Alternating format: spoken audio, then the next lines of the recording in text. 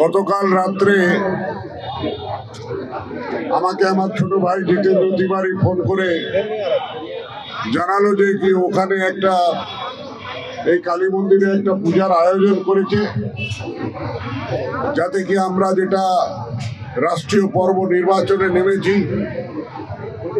আমাদের বিজয় হোক, তার জন্য সমস্ত কার্যকর্তাদেরকে নিয়ে একটা পূজার আয়োজন করেছে। ও আমাকে বললো যে কি আপনি অবশ্য করে আসবেন। আমি বললাম আমি আসবো। আর আজকে কল্যাণেশ্বরী মন্দিরে পূজা দেওয়ার আগে আমি আমার ছোট ভাইয়ের এই আবেদনটা মেনে আমাদের কার্যকর্তাদের সঙ্গে এখানে পূজা দিলাম। সপত্নীক এসছিলাম, ও সপত্নীক এসছে, আর আজকে এখানে পূজা দিলাম।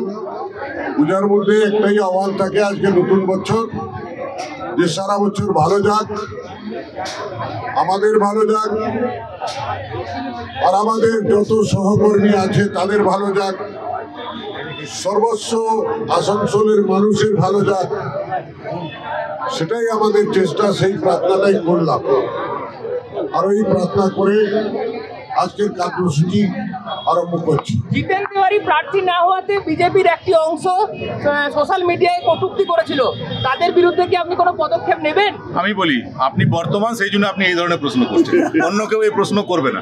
আর বর্তমান আমরা যতই আমার বুক চিরে যদি দেখিয়ে দিই, উনি যদি বুক চুরিয়ে দেখিয়ে দেন, তবু আপনারা একটা খুদ বার করবেন যে না, মনে হচ্ছে রক্ত কম আছে। তো আপনাদের কাজ হলো, আমার সঙ্গে সম্পর্ক। যখন রাজীব সঞ্জয় যাত্রা উনি বের করেছিলেন, তখন 171 জন সারা ভারতবর্ষে ওনার পেছনে পেছনে আমরা 1 মাস ঘুরেছিলাম। I was one of them. তখন থেকে আমাদের রিলেশন। তো এই রিলেশন গত 50 বছরের একটা রিস্তা আছে। একটা জায়গা খালি হয়েছিল, একটা বহিরাগতকে টিকিট দিয়েছিল, তার প্রতিবাদে সে নিজের আবেদনটা দিয়েছিল। সে তখন জানতো না যে পার্টির নেতৃত্ব ওর দাদাকে নির্বাচিত করে পাঠাবে, তাই কি? একদম একদম একদম একদম। এবং চৌঠা সব প্রশ্নে যত জল্পনা, যত প্রশ্ন, সব জবাব আমরা তুলে রাখছি 4 জুনের জন্য। 4 জুন দেখে নেবেন। না, মেলবন্ধনের পুজো কি আছে? আমি বলছি, আমরা পুজো দিতে আসছিলাম। উনি কাল আমরা খবর পেয়েছিলাম উনি কল্যাণেশ্বরীতে পুজো দিতে যাচ্ছেন।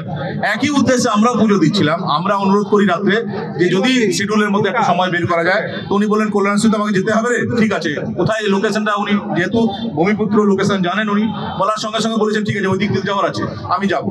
উনি আসাতে এত এত কার্যকর্তারা খুশি হয়েছে। এই একই পরিবারের সদস্য আমরা। এই যা ডিফারেন্স সবটাই মিডিয়া তৈরি। দুর্গাপুরে কীর্তি আজাদের মিটিংয়ে নিজেদের মধ্যে মারপিট করছে, সেটা আপনারা দেখাচ্ছেন না। তৃণমূল কংগ্রেস ডিজিটাল খবরিলাল, খবর আপনাদের, নজর আমাদের।